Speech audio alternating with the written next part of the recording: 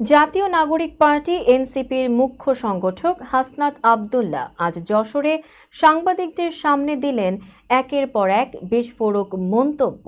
তিনি সরাসরি বললেন, শুধু নির্বাচনের দিকে তাকালে ডক্টর মোহাম্মদ ইউনূসের সব অর্জন মলিন হয়ে যাবে, আবার ইতিহাসের কাঠগড়ায় দাঁড়াতে হবে তাকে। বিস্তারিত থাকছে ডেস্ক রিপোর্টে। ডক্টর মোহাম্মদ ইউনূসের যত আছে আপনার এই যে অর্জন আছে, এই অর্জনগুলো মলিন হয়ে যাবে।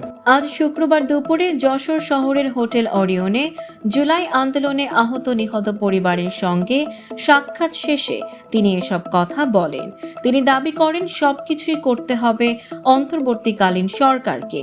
আমাদের প্যাকেজ আকারে সবকিছু দিতে হবে। পরিকল্পিতভাবে আমাদের নির্বাচন থেকে আলাদা করা হচ্ছে। আমরা নির্বাচন বিরোধী না, আমাদের সবকিছুই লাগবে। তিনি আরো বলেন, আমি সংস্কার চাই, বিচার চাই, জুলাই ঘোষণাপত্র চাই এবং নির্বাচনও চাই। সরাসরি নির্বাচন কমিশনের দিকে ইঙ্গিত করে হাসনাত বলেন, এই কমিশনের একটা কাজ আমাদের অবাক করেছে। তারা মিটিংয়ের আগে সিদ্ধান্ত নেয়, পরে সেটা জানায়, তারপর আবার মিটিং করে। মনে হচ্ছে নির্বাচনের আগেই ফলাফল ঠিক করে রাখা হচ্ছে। এনসিপি নেতা আরও অভিযোগ করেন, আবার একটা সাজানো পরিকল্পিত ছক আমরা দেখতে পাচ্ছি। আগের মতোই সবকিছু মিলছে। একটা ফ্যাসিজমকে আবারও পুনর্বাসন করার কৌশল চলছে।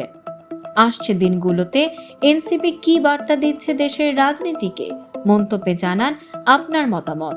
সাম্প্রতিক ও চমকপ্রদ সব খবর পেতে ফলো করুন আমাদের ফেসবুক পেজ CB24 টিভি এবং সাবস্ক্রাইব করুন YouTube channel CB24 TV official.